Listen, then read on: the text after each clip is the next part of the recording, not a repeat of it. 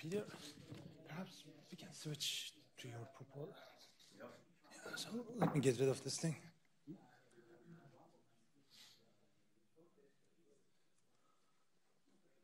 Okay, where did we? It's still open, huh? Was it? Shall I help you? Yeah. To make sure everything's.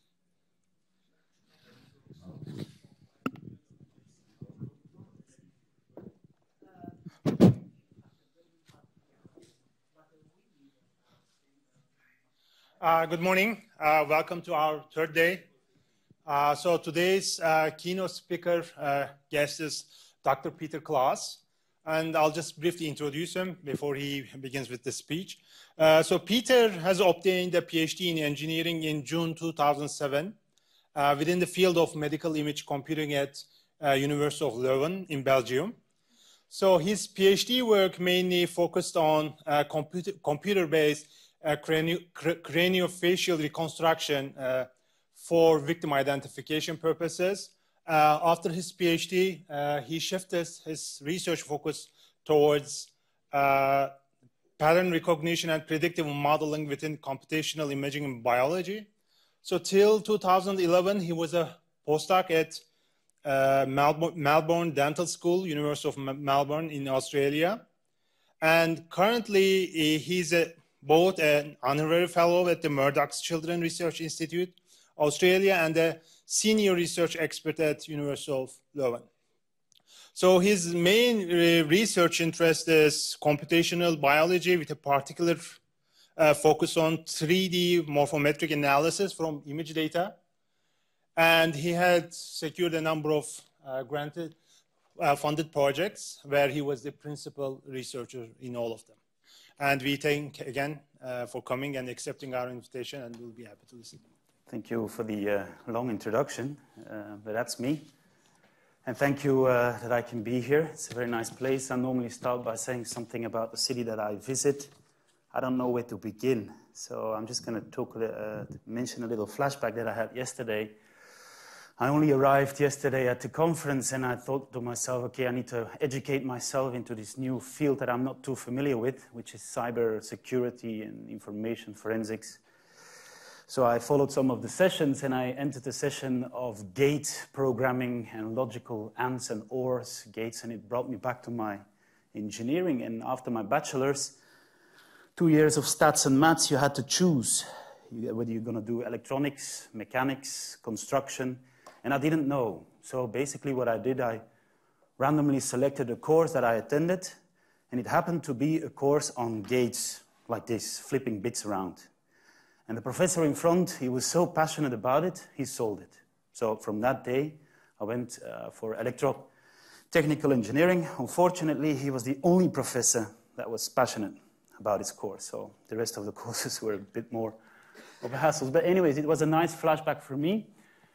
And I tried to listen a little bit to the talks that followed. It was not always easy. I think this is going to be completely different as well. But here and there, I found some touching grounds that I'm trying to put to the foreground here as well, if I remember them at the correct time. But let me start with defining identity. What makes our identity? Yeah, identity is important because it allows us to recognize people. It's my identity that makes me within Belgium and so forth. Now, our identity is simply the result of the fact that we're not identical. We're all different, so we can recognize people because of that. And the fact that we're not identical is because genetically we are all different. And our DNA determines who we are and what we look like.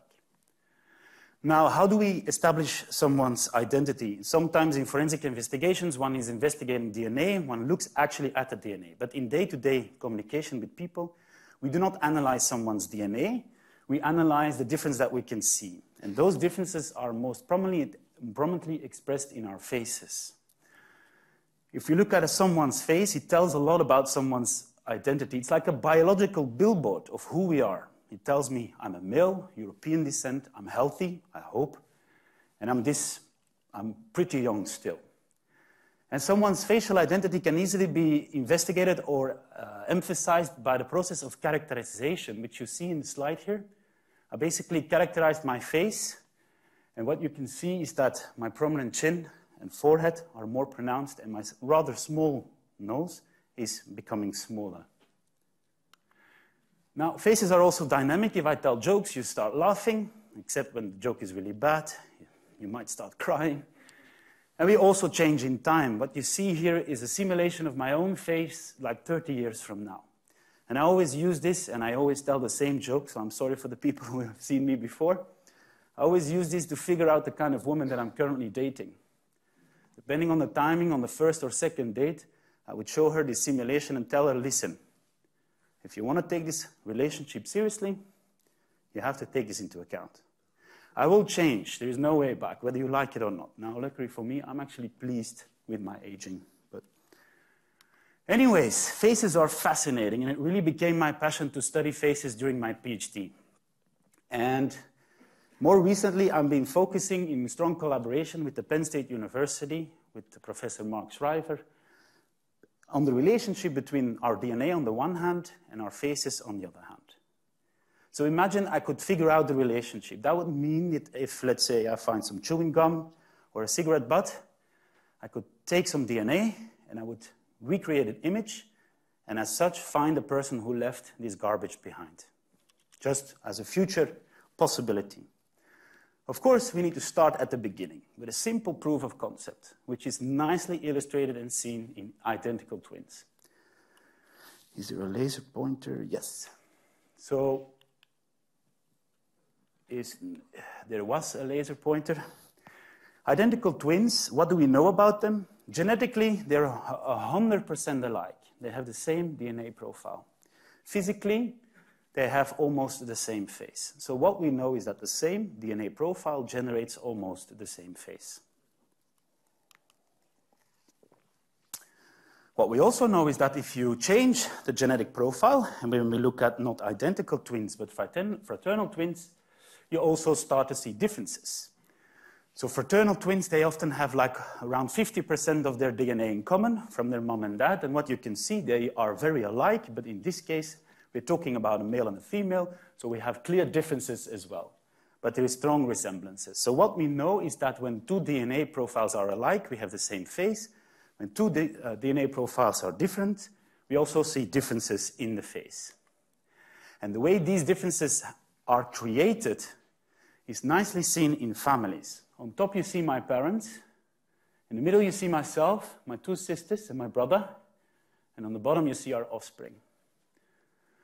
Now, you're probably all familiar with these sayings like, hey, you have your father's nose or your mom's eyes. Now, luckily for me, I do have my mom's eyes. Unfortunately, I have my father's forehead and lack of hair. I'm not talking about this part. But it makes sense because basically 50% of your DNA comes from your father and the other 50% comes from your mother. They each give you the same amount. So you look like your father and your mother. It makes sense. Now, if you look at the next generation, they, on average, share 25% with my parents or their grandparents. So we see that they are more different than their grandparents than I was with my parents. Also note that I said on average. I share exactly 50% with my parents. The next generation shares on average 25% with their grandparents. Now, if we zoom out from families to local communities, regions, countries, continents, and the rest of the whole world, this is why we see a wide range of genetic variation on the one hand and a wide range of facial variations on the other hand, which is the result of many, many, many years during evolutions, people breeding and reproducing and creating diversity as such. So if we want to start analyzing the relationship between both, we need to learn a little bit about what genetic variation really is about, We know how it is constructed. Now we need to figure out how we can code for it from one individual to another. So as I said, DNA, you have two strands. One strand comes from your father, the other one comes from your mother. And so basically, you have like billions of bits, and that's what I learned yesterday. You have like two-bit pairs, and you have like billions of them. And so for each bit pair, you have three possibilities: 2 zeros, a 1 and a 0, and 2 ones. And that's what we know as AA, AA, and AA, but lower and capital A. Now, in our human genome, 90 to 99% of these bits are the same from one person to the other. It basically tells me you are dealing with a human, not with a monkey or a dog or anything else. But around 1% is different. So it means that I have about 10 million locations in this long bit stream that can differ in bit from one person to another. And that kind of location we call a SNP, a singular nucleotide polymorphism. And the best way to tell what a SNP is in this audience, as I said, is a bit representation. On the one hand, 2 zeros, you are normal. 0, 1, you are a carrier. And what they typically talk about in disease analysis, 2 ones, you can have the disease. So it's slightly different because the occurrence of the bit 0 and 1 is not the same. You have many zeros, and the occurrence of a 1 has a lower probability. So I'm not sure if that is familiar. Probably it is. But you have a 2-bit coding in which 1 bit is more probable than the other. That's basically the situation. And we have 10 millions of them that are different from one individual to the other. Of course, those are the ones we want to look at because the 99% that are the same are not going to enable me to tell what the differences are between people. So what are we basically looking at? We're basically looking at a long bit code, which is the genome. And there is the outcome, the phenome, the way we look like, our face in particular. And basically, I always tell people the genome is like a molecular blueprint. It's the building plans. Yeah? It's the building plan laid out to build up a new building. It's a building plan laid out to build up a new human. So I was thinking about the lessons that I followed yesterday. So maybe this is like an encrypted version and a decrypted version of the bit string. Yeah? So the bit string is the code, and we need to figure out the decryption keys in order to recreate the face. It sounds simple, yes? But it's not indeed, because nature is never simple, because these bit streams, what are they doing? They are giving instructions to create proteins. Proteins start to interact with each other. They create cells. We have different kinds of cells: bone cells, tissue cells, fat cells, and so forth. And all these cells, they try to interact with each other in the environment, and they grow into a human. It's quite fascinating. It is one of the most amazing things in life, to be honest, from my point of view. But that's basically what it is. We have a bit stream, very organized input, and we have something that comes out of it. And at first glance, it's not that easy to find the relationship, although sometimes it is. Sometimes it's really clear that when you have a certain bit coding in the DNA, you have a decided outcome. And 2 examples for the human face or facial aspects is called the widow's peak, like you have a pointy hairline or not, and the earlobe, whether it's attached or not. Those things are easily read from the DNA because they're determined by a single gene, as they say. And depending on the code you have on the gene, you will have the earlobe or not. So it's an on-off switch. Very simple. And that's what we call Mendelian traits. And if you had some genetics in high school, this is the kind of genetics you probably have seen, because it makes sense. Unfortunately, most genetics that we come across is complex. What does it mean? The face is one of those traits that is very complex. It means it's not just one gene that determines your face. It's a lot of genes scattered across the genome that together define the way you look. They regulate certain aspects in your face, but they also interact with each other. And then on top of that, they interact with the environment to finally make who you are. So you can imagine it's quite polygenetic, so a lot of bits are involved. The environment plays a role, so it has a lot of factors causing the outcome to be generated. So we need to tackle this problem step by step. You cannot just dive into it because you will be lost. I mean, let's start at the very beginning. Let's try to establish the heritability of the face. What does it mean? What is facial heritability? We just want to figure out to what extent our genes are indeed responsible for our facial outcome, in contrast to the contribution of the environment. So heritability is defined as the contribution of the genes from the environment that creates the way we look. It's that simple. And typically, in the old days, twins have been very popular to establish heritability. Parent-offspring studies can also give you estimates of heritability. And more recently, with advances in statistical genetics, you can start from a database of unrelated people and their full genome. So if you type their DNA, you can start working from those kind of databases as well. And it's the latter that we used, and I'm sorry for the quality. It seems that the projection is not 100%, but maybe from the back it's better. So I did like a 3D modeling of the face, and I divided the face into modules, from very rough modules to very localized module, and I established the heritability for each of these modules. The more yellow, the more heritable it is. The more blue, the less heritable it is. So just to come to the point, what is heritable? The midface, the philtrum, the nose. Yeah? This is under strong genetic control. The environment has nothing to, it's not really true, but it has less to do with the nose and the midface than the rest of the face. It's also the characteristic of a family. It's often the nose and the midface. It also makes sense if I start to eat a lot, which I did since I arrived here, my face will change, my cheeks will blow up even more. So these are the parts where the environment is playing a lot of factors. Just to give you an idea, we have a 75% at max. So that means 75% of the variance somewhere locally in the face is explained by genes only. So 25% I will never be able to generate. So it is possible. The genetic control, the genetic heritability of faces is all. So what else can we try to figure out? So a concept called genetic background. We all know that where we are from the world, we see clearly genetic differences as well as facial differences. And what we did is the following study design. On the one hand, you have a public project called the Hapmap Project. And the Hapmap Project is nothing else than a collection of DNA profiles collected from around the world at different locations. They went to Japan, they went to collect Indians in Houston, they went to collect Mexicans, some locations in Africa, Europeans, and just the DNA. So it's a public accessible DNA database that you can download, and it contains DNA profiles from across the world from different populations.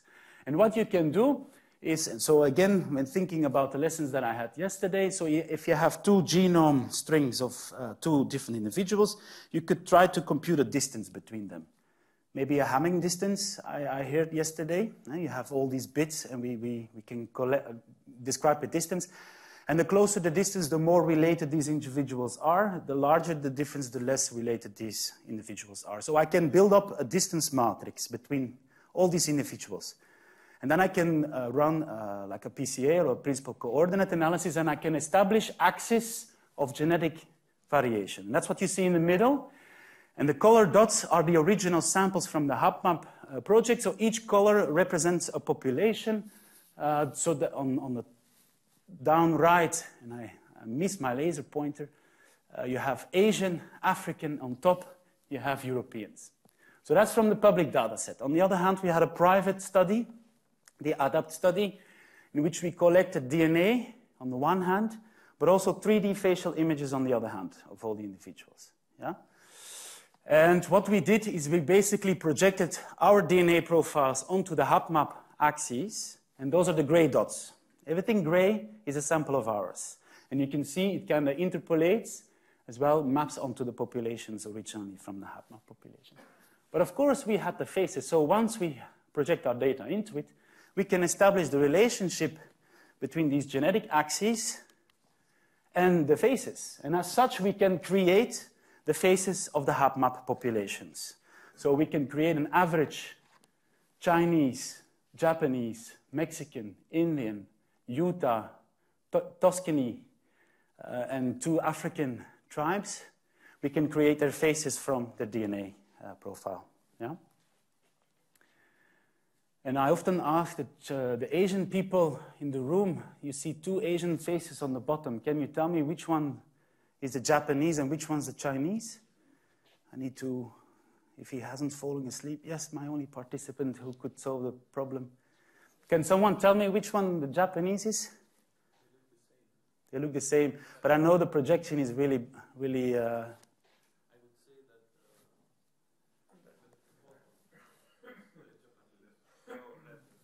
that... Left is Japanese. Thank you, people. Left is Japanese, and the right is... so even very subtle differences, especially for us Europeans, they are still visible. So that was quite intriguing. Now, what can we do with this? We can, once we know these relationships, we can start changing someone's background. So myself, I'm from Antwerp, Belgium. And what you see here, I'm changing the genetic background as if I was born and raised in Tuscany, as if I was an Italian. There are some Italians here in the room, so they can maybe verify the profile. You live 20 kilometers. So have you seen this person? It's my brother, my Italian brother. So, but just for myself, what do I see changing? I see my nose, yeah? The Roman pride nose is elevated. Now, if I continue my journey, and I'm sorry that I skipped these parts, but I'm jumping straight to Tokyo, Japan. And what you see changing is, of course, my European profile changes into an Asian profile, which means that my mandible is pushed backwards, my zygomats are pushed upwards. Yeah? The next one is my favorite, is the Mexican me. And the Mexican me, basically, everything's round and smooth. They don't have these sharp features that we have back in Europe. So it's like the pretty me, I call it. Yeah? If I then continue up north to Utah, it's quite interesting in what I noticed when I went to Utah, and I hope the projection is good enough. My skin is paler. It's whiter than it is back in Europe. And everything's more robust, like very strong people, I guess, live there. Working on the land, Americans, driving these big Jeeps, you have to be strong. Now, if I close the circle, of course, then I'll travel to West Africa, and what I see changing is, of course, my profile again, and I have pushed out mandible and pushed in mid-face and a rounder nose as well. Also much rounder face. African faces are rounder, more feminine than European faces are. These are all my brothers in the end, just to put next to each other. And one of the side conclusions of this kind of research is the fact that the concept of race, as we know it, that where you put people in boxes, does not exist. There are no boundaries. Everything is continuous, genetically and facially. I can continuously change myself from one population to the other.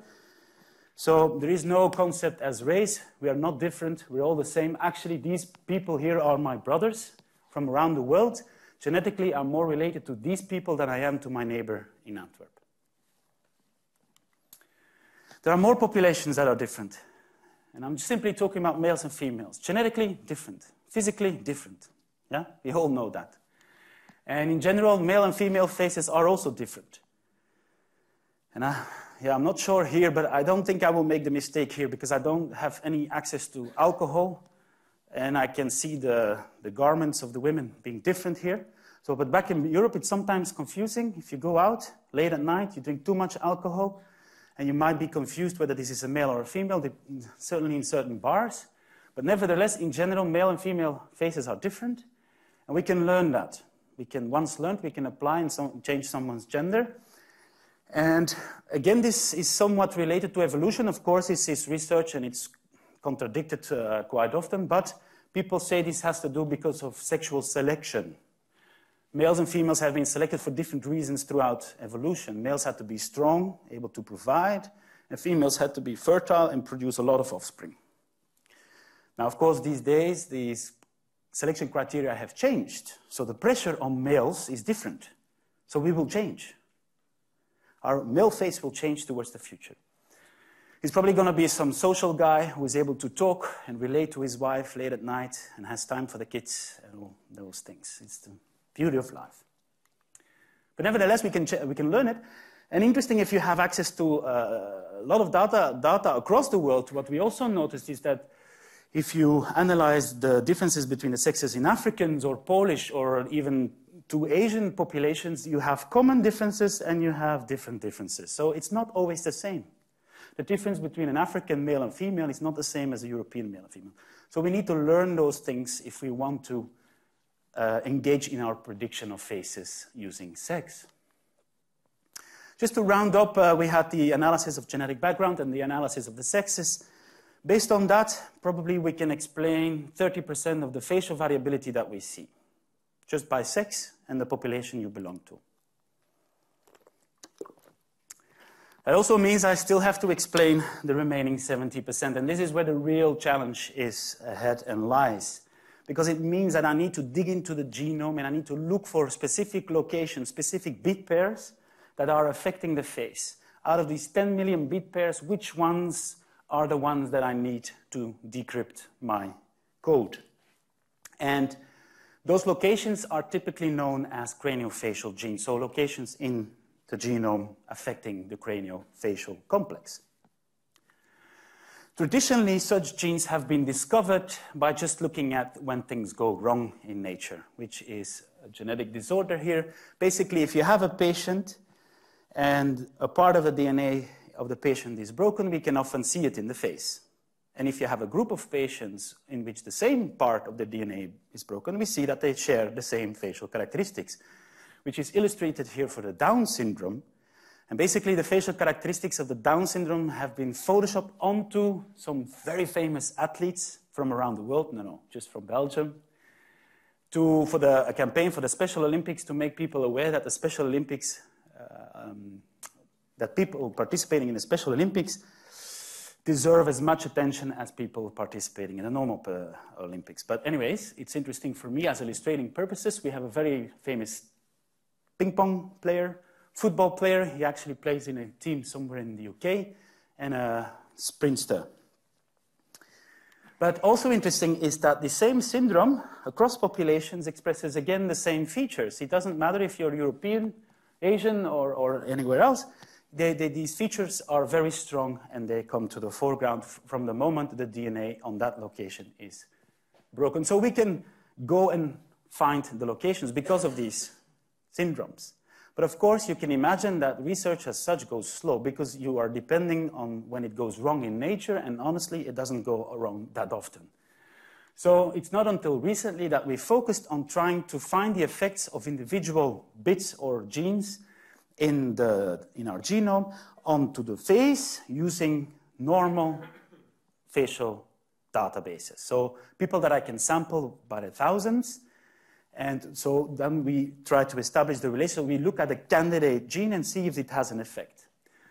So if I go back to my coding, you have the most common coding AA, the carrier and the disease. And this is a gene called LRP6. And it's one of my favorites because basically if you have the disease, you have very bulbous sticking out lips.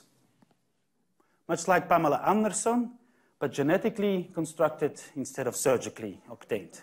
Yeah? And on the other hand, if you're normal, you have these thin, falling inward lips. So depending on the bit code you have on this location, the chances of having thick, very sexy lips is higher or lower. Yeah? It's all probability. And of course, we haven't done this just for one candidate gene. We have done this for several candidate genes. So these are candidate genes. I talk about candidate genes when we know something about them. So we went into the literature and we went into looking genes associated with disorders. And then we went to see if they have an effect on normal faces.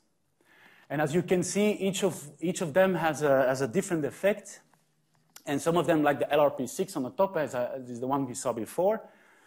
Some of them are very localized. You have SLC35D1. It's kind of playing around with the orientation of the eyeballs in the orbits, whether you're looking up or looking down, basically.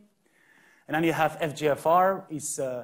The FGFR genes are associated with growth, and FGFR3, for example, is responsible for the small statured syndrome, like the favorite character from Game of Thrones, everyone's favorite.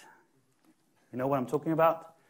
That's part of that, and it's affecting a lot of aspects in the face, just the forehead, the chin, and the relationship between both. So for each of these genes, we know what they affect. We did some statistical analysis so we can express things in terms of significance and the power they have locally. And now the question is, of course, if we do all that, can we predict the face from DNA? Do we have knowledge to predict the face from DNA? And basically what I first did is I assembled a system as such. On the one hand, I start with sex and genomic ancestry, which are both related to facial morphology. Given sex and genetic ancestry, I can predict what I call a base face. A base face is basically, for me, a European male, the average European male. Yeah? Of course, it doesn't tell me my identity, because in Europe, there are a lot of males. Anyway, so we need to do a little bit more. So we also look at these genes that we analyzed, and for each of these genes, I collect the bit code, which I also regressed against facial morphology, and I overlay the effects of these genes onto the base face to create a so-called predicted face.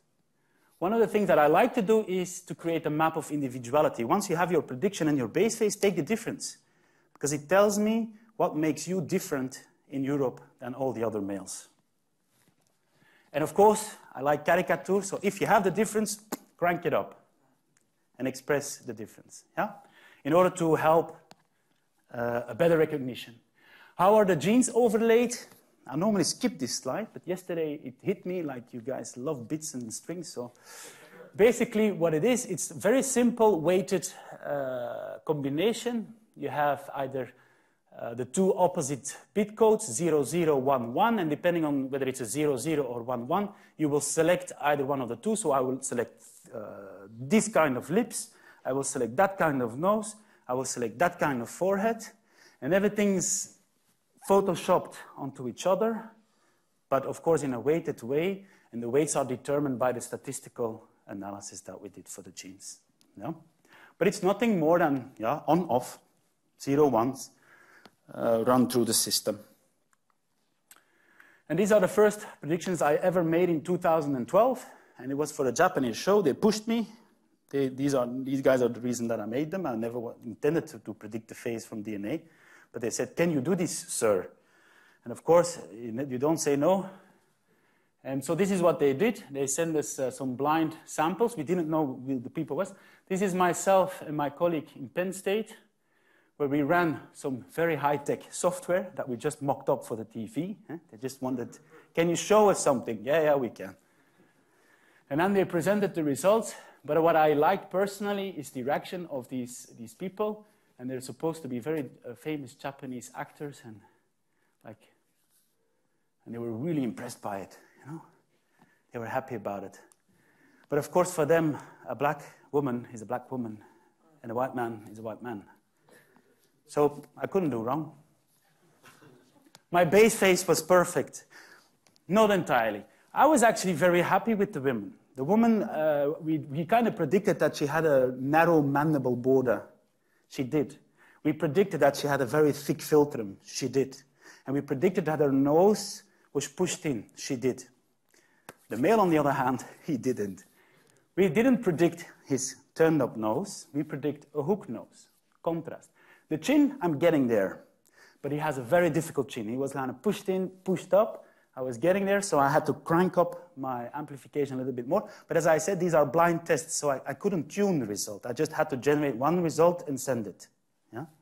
But nevertheless, for me, it was interesting because now I had some quantification of what I was doing, so I could kind of learn from my mistakes and successes. And these are some more predictions that we made in the meantime. This one's the most famous one. It was published in the New Scientist. And it went nuts, the world went nuts, and I blame them for it, because the way they showed the reconstruction is not fair. They showed the person, they superimposed our 3D reconstruction into the image, so you already have the hair and the ears to look at, but on top of that, no one looks at faces like this. We are not familiar at looking at people from above. So it's, from a perception point of view, you cannot tell whether this was good or bad. Only if you took your time and really looked into the image, I can say I'm really happy with the nose, and that's it. Yeah, the rest was off. The New York Times, they wanted to do some more science, so we did 2 predictions, and they asked these are 2 employees at the New York Times, and they asked the rest of the staff to recognize the person. Surprisingly, the woman was recognized quite well, the man wasn't. Again, this Asian European thing. She was the only Eurasian, she's a Eurasian, she's not Asian, she's Eurasian woman in the staff. Yeah? So just to show you, you have to be careful about what you read in the media, because it's not all true. Yeah? You have to be skeptical about how these results are presented, and then these are some other results. But nevertheless, it forced me, again, not to be lazy and to validate as quickly as possible before the world was convinced that it was a solved puzzle. So I did. And basically what I did is I create a base phase, I create a predicted phase. So what's the contribution of each step? And on the top you see the leave one out cross-validation, so a local physical measurement with the phase of the base phase. The second row is the predicted phase, so I put genes on top of it. Then the last 2 rows are my null distribution, so basically I randomize the genetic information or I randomize everything. I just want to see if I predict anything better than chance. One of the first things that I noticed is the physical accuracy is mainly driven by sex and ancestry. It makes sense because they have a strong effect. They make up the physical difference. Yeah? But for a perception point of view, physical likeness is not always what you want. I change a lot in my life. I have a strong BMI one day, a low BMI the other day, but my sister, my mom, my son, he still recognizes me. Yeah? But physically, I changed a lot. But nevertheless, so sex and ancestry drive the physical accuracy. The good news is the individual SNPs, the genes, the bits, did not screw up the accuracy, so it didn't make it worse, but it didn't make it better either. So the question is, what did they do? What did these individual gene SNPs, these bits, contributed? And basically, I went into, in collaboration with a perceptual psychologist, and we analyzed the distinctiveness of our predictions. What is a distinctiveness? It's basically of a face is how typical or atypical someone's face is. A very distinct face, you see it once, the next day you will remember you've seen this person. Yeah? An average face, you see many of them, you don't remember them. So what we discovered is that sex and ancestry, of course, they generate an average European male for me, so very typical predictions. And with individual SNPs, you introduce distinctiveness. So you make it more specific for the population, without losing the physical accuracy, which is important. So you did something. Yay. So the question then became, okay, how can I improve this? So if I was just looking at these 24 SNPs that I was, those bit pairs that I was looking at, then sex and ancestry. So the first things I did, okay, I need to expand my genes. I need to find more genes. So I started to look through the genome, more genes. And from 24, I'm into 200 to 250. And these are all the versions that you see. So version 0, ground 0, version 1, version 2. And this is a female that was so happy to provide her face. And as you can see, we see some improvements, especially for the nose. This nose tip here is quite nice. But I didn't know where this thing was going. I felt I was getting to a boundary. I felt that I was becoming stuck. So the question was, how can I further improve this system? And that's where I started to rephase my problem, rethink it. Because if I go back to my blueprint decryption scheme, on the one hand, I'm giving a very organized string of bits. On the other hand, I have to predict something, and there is a lot of things I don't know. I don't know which bits are responsible. I don't know how the bits interact with each other. I don't know how it interacts with the environment, so I have a lot of unknown information. I call this extrapolating.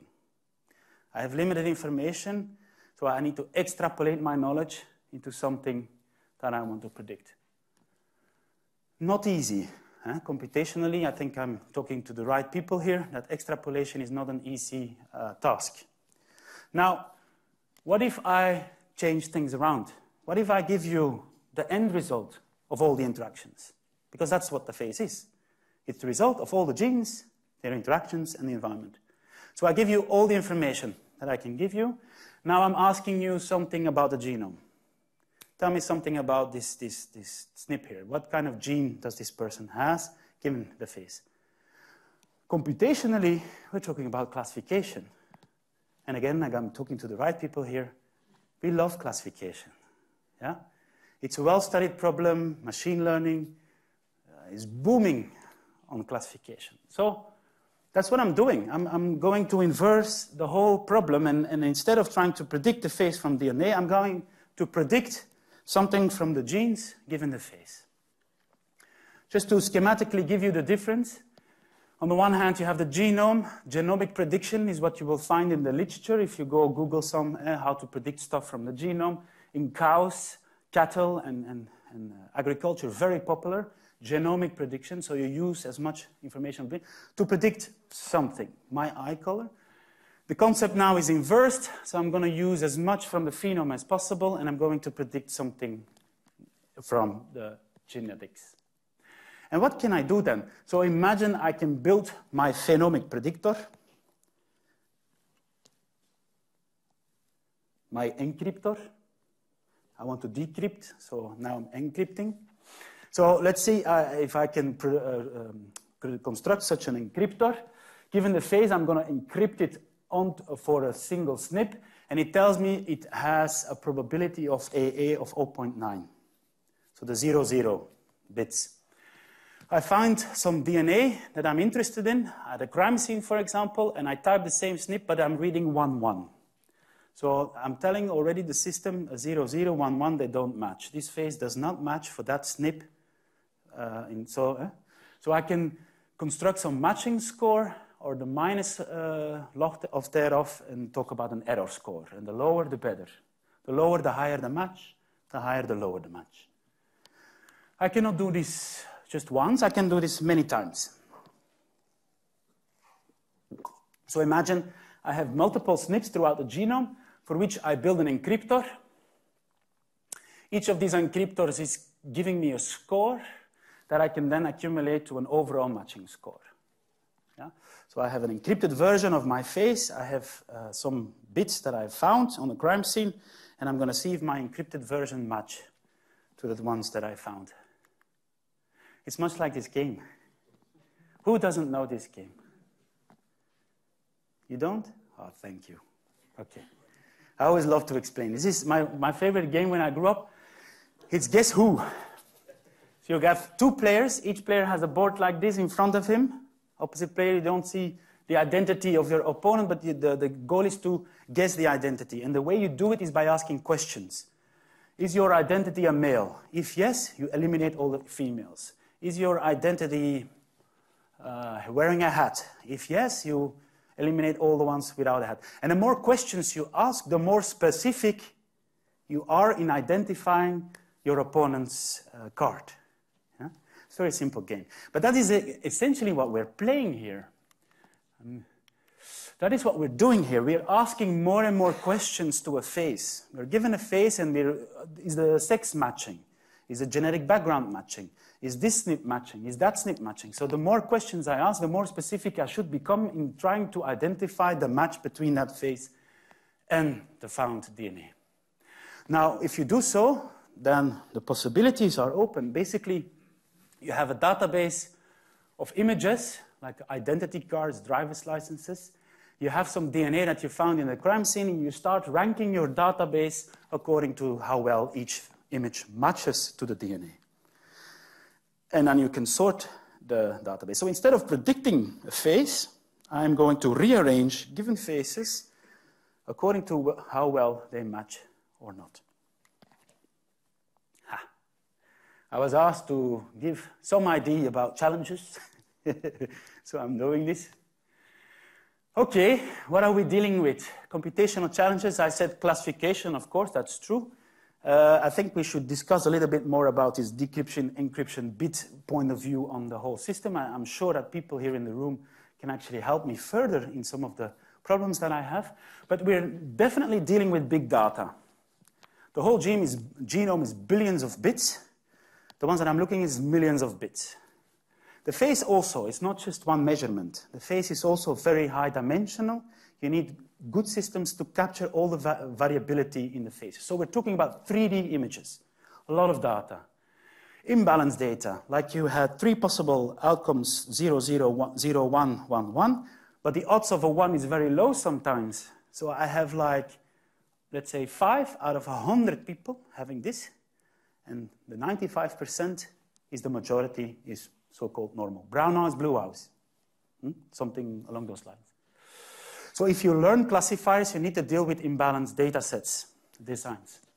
Incorrect labeling, what do I mean with that? If I compete in a challenge for image classification, I'm giving training data and labels for those training data of the classes they belong to, and I can trust the labels given. And I can train a deep learning network, for example, for the ImageNet challenge to solve the classification for unseen images. However, here you have 3 groups. You have the ones with a 0, 0 that don't have something. Then you have the ones with 1s, 1s that have, let's say, the hook nose. But you also have 1s that don't have a hook nose. Why? Because they had another gene saying, no hook nose. But I don't know that. So I'm giving information, I'm giving labels, but I know that the effect of these labels, basically statistically seen, is low. Only a fraction has this hook nose, and the rest doesn't. And I'm putting it in really simple language, but it's a little bit more complex than that. So incorrect labeling. And then in the end, I'm building a lot of these encryptors. They need to come to a joint encryption or a matching scores. So I need to fuse decisions. Like, do I give more weight to the sex matching, genetic background, and so forth? And they have to do, these are the computational challenges, they have to do with what we have in genetics. Basically, each SNP, as I said, has a small effect. It's really subtle. Common and rare variants, as I said, create the imbalanced design. And complex interactions, so I have a code here, but it's interacting with a code somewhere else. I don't know where. It's very complex to figure it out. So to illustrate you the system, I built some kind of phenomic facial modeling approach in which I can subdivide the face into smaller and smaller modules from which I extract features to build classifiers from. And this is kind of injected through the heritability studies that we did previously, so that the modules contain regions of high heritability and lower heritability. So I can give more emphasis on those regions that are under a stronger genetic control or not.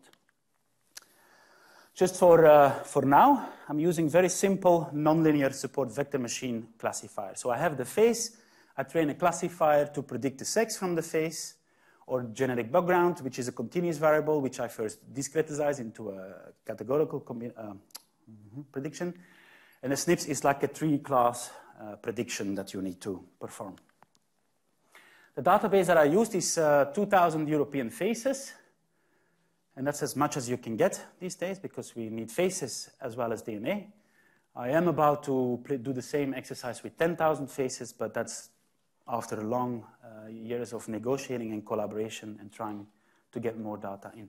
But for now, for this exercise that I'm presenting today, 2,000 faces, I looked at 130,000 out of the 10 million SNPs. It's only a fraction. I established 6 axes of genetic background. I also was given information on sex, height, weight, and age. And just to give you an idea of the population structure of the sample, we had Irish, Portuguese, Italians, and Polish into this sample. So the genetic background is focusing on that. It's like a sub-European focus. So of course, as any good learning system, you divide your set into training and testing. So I selected 1,500 for testing. Then I did an association of each of these 130,000 SNPs with the face, and I selected the top 200. So the 200 that associated the best with facial morphology. Unfortunately, that's another thing we're dealing with, is a lot of missing data. So genotyping is a molecular process. It's not a digital process.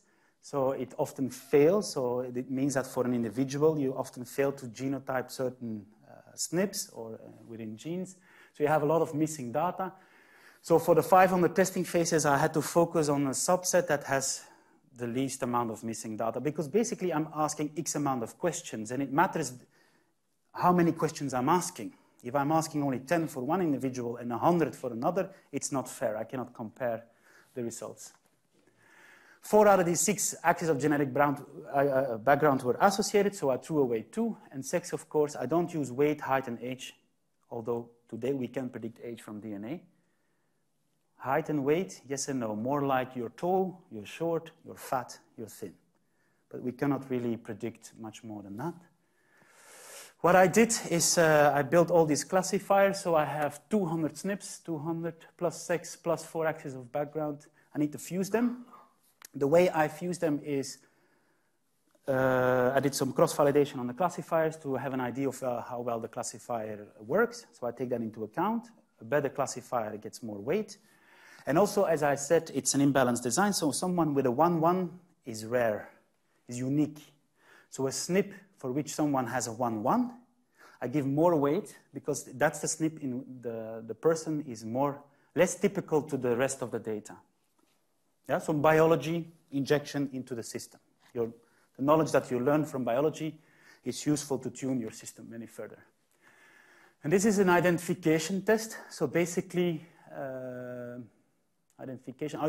Are most of you familiar with identification and verification analysis for biometrics? I think you are. Eh? Yeah. Okay.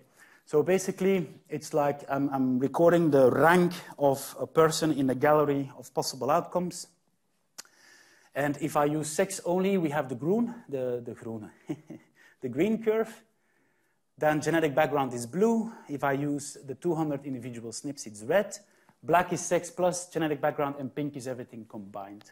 So what do you see for green, for example? Green is basically asking a single question. Am I dealing with a male or a female? So it's not a lot of information to identify someone, yes? Because if I ask you just if the person I'm looking for is male, basically I select all the males, and I say all the females do not match. But nevertheless, it's information. Like, it's not 50-50. My data doesn't have 50% males, 50% females, because I noticed that females tend to participate more easy in these kind of research projects. They tend to be photographed more easily. So I think it's like 2/3, 1/3, roughly. 70% female, no, let's say 60%, 65% is female, the rest is male. But we can see that in the curve, in the sense that at a certain moment, you start to really separate the females off, and that's when you reach the 100% identification for a rank of 70%. There you go, all the females to the end, 70-30. I was close in my balance. The nice thing, what we see is that if you ask more questions, the better you become. And in the end, the pink curve is a tremendous improvement than just asking for sex. Yeah? And especially if you consider the fact that you started from a hair, some blood, some saliva that you found on the floor. Yeah? What I also did is I analyzed the false matches. So if I reorder my database, I also want to make sure that I push more faces that are more alike to the person that I look for to the foreground. Yeah? Because I strongly believe if I would help a criminal investigator in the future, the worst thing that I can do is make a single facial prediction. I still have 6 minutes. I'm doing okay. Because a single image is very misleading. People tend to look at the image, this is it. You know, this is the person I need to find. No, it's much better to give an ID to an investigator. And the way to do this is to present a reordered database of driver's licenses, so the top 1,000 images, for someone to look at all these images and to have his own idea of the kind of person he's looking for. Yeah? So what we see is that indeed it's a distance measure. So faces that are pushed more to the foreground are indeed more alike to the person that I'm looking than faces pushed to the background. This is the one-to-one verification equivalent. So the previous was identification, one-to-many. This is one-to-one. So can I just match one face and one DNA that I found? Can I put a threshold below? This is a match. Above, this is not a match. And again, we have the same scenario for sex. It's a very interesting curve. But I like RSC analysis because it clearly shows me that the sensitivity is good. So you reach a true positive fraction at some point. So you are able to cut off the females from the males or vice versa. But the specificity is really bad. And the specificity is that way, increasing sensitivity is up, increasing. It's what I expect from a single question. And again, the more questions you ask, the better the ROC curve is behaving as a ROC curve that you want. So you have this sensitivity, but especially the specificity has improved a lot. A lot, but there's a long way to go. Because if I look at face-to-face recognition, these ROC curves are like straight up, straight. I'm not considering them my competition. Although I must say that I saw in Cyprus a presentation by Philips. I'm forgetting Philip and I'm forgetting his last name. So he built a benchmark for human performance of recognition for very challenging scenarios. So videos of someone playing golf, very random scenarios. And he was also talking about an equal error rate, about 20%, 23%, an area under the curve of 83%. And I was really happy because his benchmark system, I was achieving the same results. Yeah? Of course, his challenge was more challenging than mine. But so what can we actually do with it? Just to round up, what can we do with it if such a system works? Of course, the most obvious application is the establishment of criminal identity. I find some DNA. Normally, I match it to DNA in databases somewhere. I think about 67% is identified as such. That means 33% is not. In Belgium, that means roughly 2,000 DNA profiles are unknown. And they're active in one or more investigations today. You cannot do anything with the DNA. So if you predict the face from the DNA, you can help the investigation further to look for suspects. But I think more promising is instead of creating a prediction and then having to rely on someone recognizing the person, is directly giving access to databases as they do for fingerprint to fingerprint, DNA to DNA. Now we do DNA to images. Yeah? Where you reorder the whole database of your population. It's a bit scary, I have to admit. But you guys are here to secure this whole system. So no one's going to abuse it. But yeah, that's the idea. You start matching databases of different biological samples, which is unseen so far. Historical, one of my favorites. It's like, let's say, you find the remains of Cleopatra, of the Mona Lisa, and you're still able to extract some DNA from bones.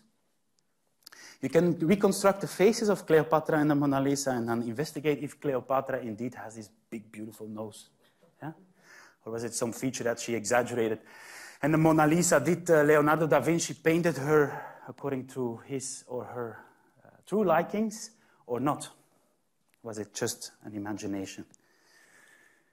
Another kind of historical identity has to do with your own family. In genealogy, people are very interested in trying to recreate their ancestors. Yeah? And often they have big family gatherings. Actually, from this year, I started to participate in a research project where we go with our system to these gatherings to sample these families. Because if you sample a family today, you can reconstruct the DNA of their previous generations. Or let's say you have an old Bible of the family somewhere. You open it up, you find some hair from one of your ancestors from which you can still extract some DNA or whatever kind of remains you have. You can start recreating the faces of your ancestors. It's much like creating a photo album all the way back to Christ. Yeah? The future, from the moment you have a pregnancy, you are able to extract the DNA of your future child. And as such, you could predict the face of your child at the age of 25. A bit more sci-fi is the genetic engineering of food, so you could start designing your baby. Create the baby. Don't do that. But it's possible. But don't do it. Because you don't want to be creating the human being, because what is important, in my research and in biology and in our society is diversity. We need to be different. Because if we're not, we lose our identity. If we lose our identity, we lose our mind. Yeah? We become psychologically nutcases. So you can do it, but you shouldn't.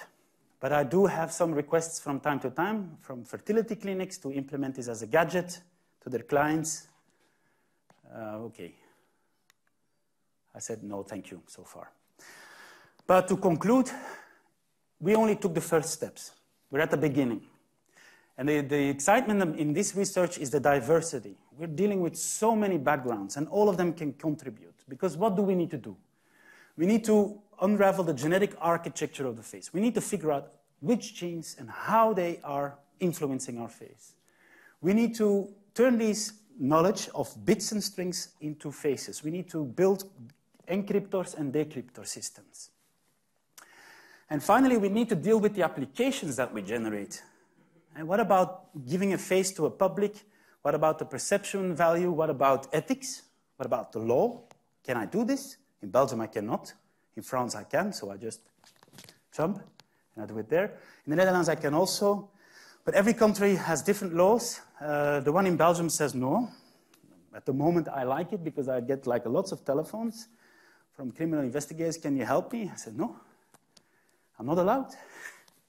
But the answer that I give is I could, but not today. There's a lot of work to be done. And you will also see a lot of things by informatics, image analysis, computer vision. And we're dealing with classification. There's some very challenging data designs. Machine learning loves it. So I welcome everyone from machine learning to jump on these kind of questions and to really solve the problem.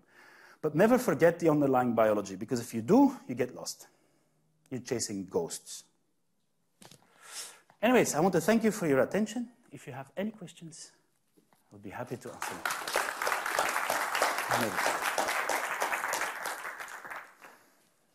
So we will have enough time for questions. Any questions? What about dynamics? Have you done anything about dynamics? So how you laugh, how you move. This should be also related to G. Yeah, of course. Very interesting question. So far, there is no data.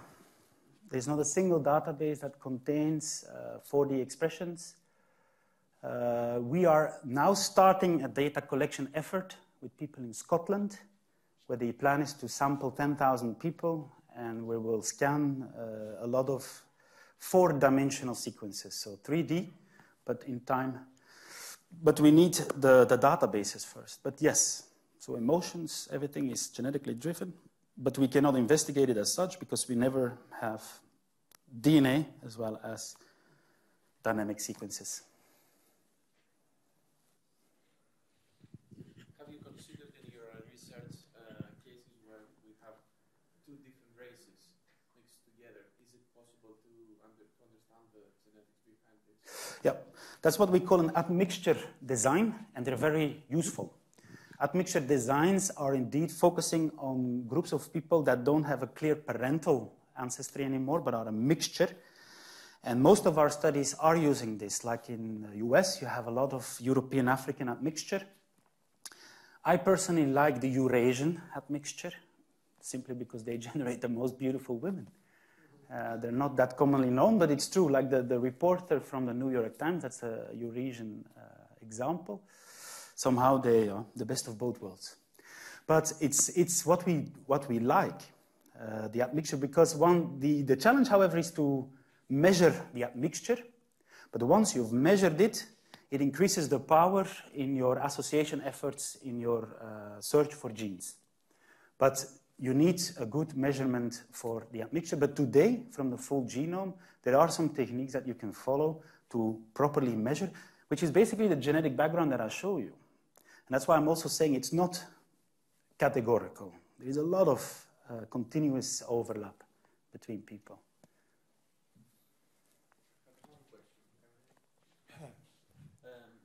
I always remember when I saw your presentation, I remember the case in Greece we had a little boy, he was missing, and he was about 2 years of age, and people, his parents were looking for the guy for more than 20 years, and the people reconstructed the face, how he would probably lie after 20 years.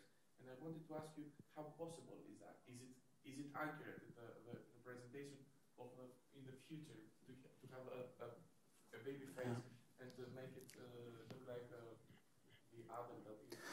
So basically, your question is about the ability to model age onto images. It's very active research. There's a lot of interest into it. Also from a narcissistic point of view, people like to see how they age.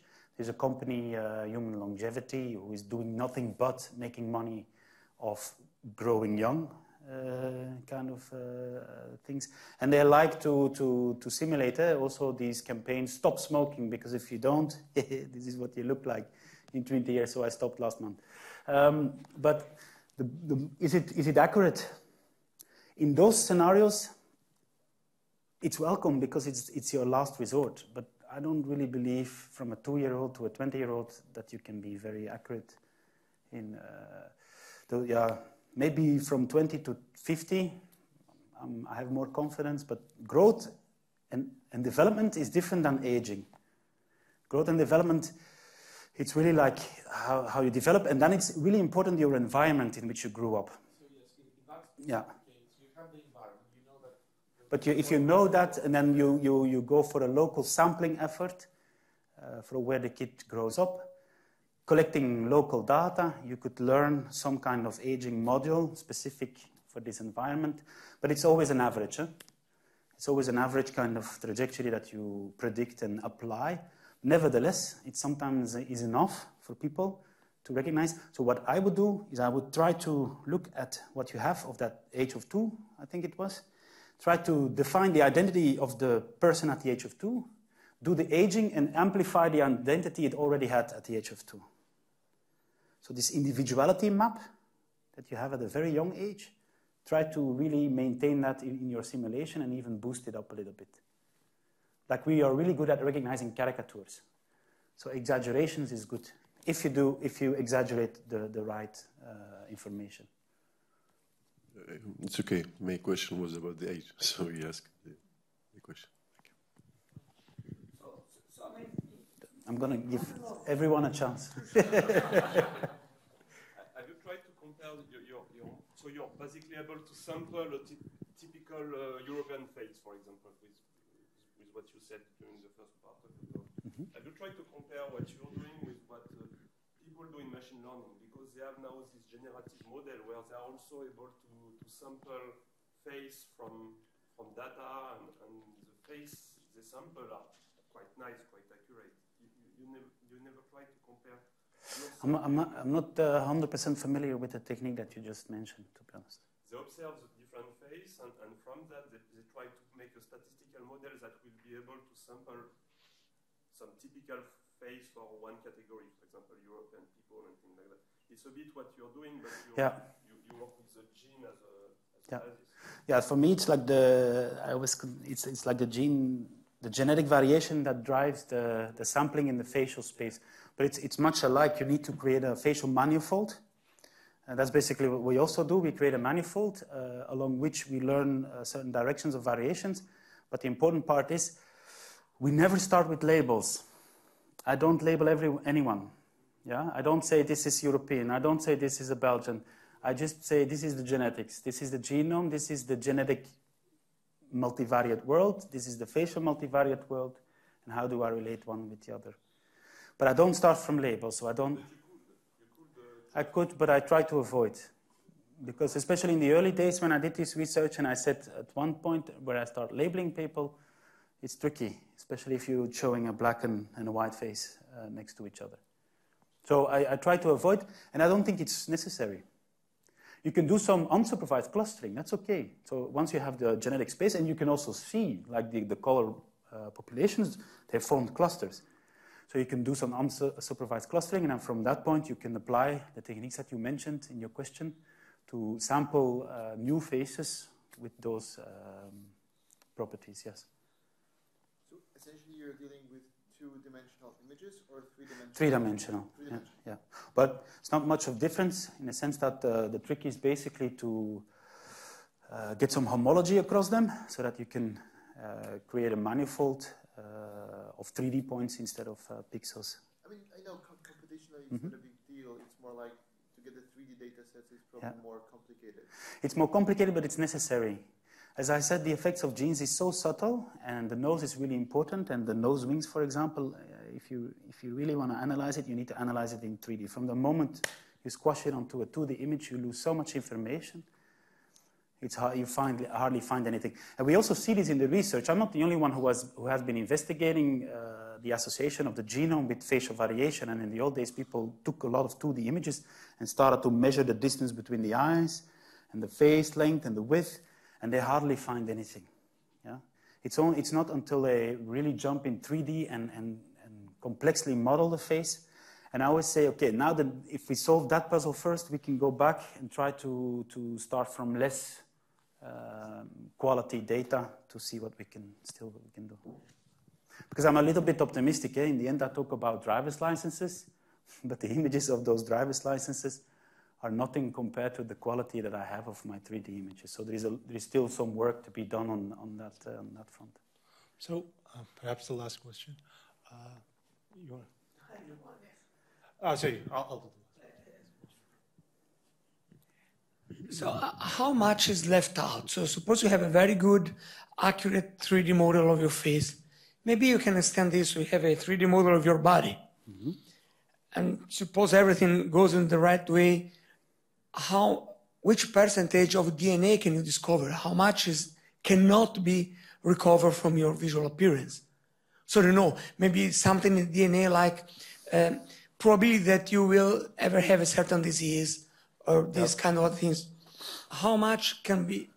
Yeah, it is said. Rough idea, of course. It is said, but not proven, that one expects complex traits such as facial morphology to involve thousands of genes. Today we know 21. So we still have a lot of genes to discover. Thousands of genes is still a fraction of 20,000 and more genes. And again, it's a combination of things. If you have a genetic code for a deficiency internally, it can affect your facial morphology because, let's say, your blood circulation was not as optimal as someone else. So during the development, you are not developed into the person that you became. A very good example is nutrition. I know a family, the oldest, she was born in Congo. The family lives in Belgium. The oldest was born and raised in Congo. She's this tall. And then the others, her siblings, they're that tall. The only difference they had is these were born in Belgium. And they were given food a lot when they grew. The other one didn't. Her parents were missionaries, so they really lived from the basics. And so nutrition, for example, is very important in the beginning of a development of a child to really develop to its full potential. As I said, your DNA is the blueprint. Whether you achieve the blueprint is up to a lot of factors. But that's also the whole idea of asymmetry. It's said like DNA is making us symmetrical, but we are all asymmetrical. It's basically the environment bashing in onto our plans and construction. Just a quick follow-up. Sure. Because the question here was about genes. I mean, can you predict the genes from the face? But can you predict some more general traits? Like you mentioned, some appearance traits will suggest that you have some sort of disease. Mm-hmm. And probably people might be interested to take a picture of a prospective partner and to predict, I don't know, is he going to fall down and die from a heart attack in the next 10 years? Yeah, the face. I love faces because for me it is it's a billboard. There is a relationship between autism and asymmetry in the face. There is a relationship between the brain and the face. The face tells the brain, or the brain tells the face. So the face is so important. It's not everything, but it's more than 90% you can kind of read from the face. That's why we're looking at faces with our day in, day out. Like, we're so good at looking faces. I won't forget yours. That's true. But how many, for instance, these kind of factors do you think are possible to realistically predict based on a small sample? Oh, it's a good question. It's ongoing research. I'm involved in a couple of them. Like I'm looking at all the relationship between brain morphology, facial morphology, in the context of neurodegenerative disorders like Alzheimer and so. There are also relationships. I think there is more than we know, and that's the kind of research that I like. But it depends on data collection, and some of this data is not easy, especially if you talk about MRIs as well. It's expensive, but it's coming. Yeah. Let's thank the speaker again. So we will be having our long break right now because next session we will have only 3 papers. Then we will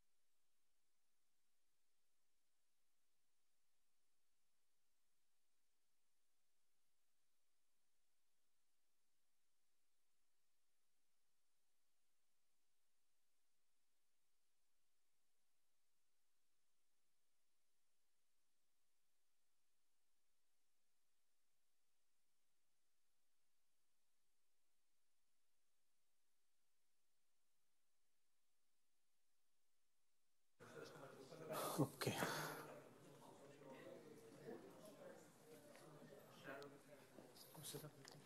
Yeah, set up.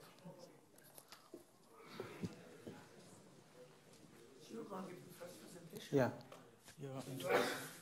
Manoranjan. Okay. So I will make this. Okay. We have the last 3 minutes. I think I'll finish earlier. Just to help you. Okay, thanks. Yeah. Sure. When you have 3 minutes. Okay, so welcome to this session, which is yet another session on multimedia forensics, which seems to be the most popular topics of this year's edition of WIFS. So as you know, we will have only 3 talks rather than 4, because one of them was already given the first day. So if you look at the program, the last talk will not be here because we already listened to this. So we'll have 3 talks, 20 minutes each, and that's it. So you can stick to the 30 minutes. So the first talk is about source camera attribution using stabilized video. And the paper will be presented by Manoranjan Mohanty. So the floor is to you. Okay, thank you. And good morning. I'm Manoranjan, and I'm from Center for Cybersecurity here in New York University, Abu Dhabi. And I'm going to present about source camera attribution using stabilized video. So the whole idea of this project is use peer review noise to attribute the source camera of a stabilized video. So first thing first, we know that video sharing websites are becoming popular from day to day. People are posting videos in the social media such as Facebook, YouTube, and Periscope increasingly. But the problem is some of these videos can be actually bad videos. Bad in the sense that, let's say, some terrorist organizes propaganda videos, right? Or child pornography videos. Then in most cases, these videos are anonymous videos. So you don't know who has posted that video, right? Then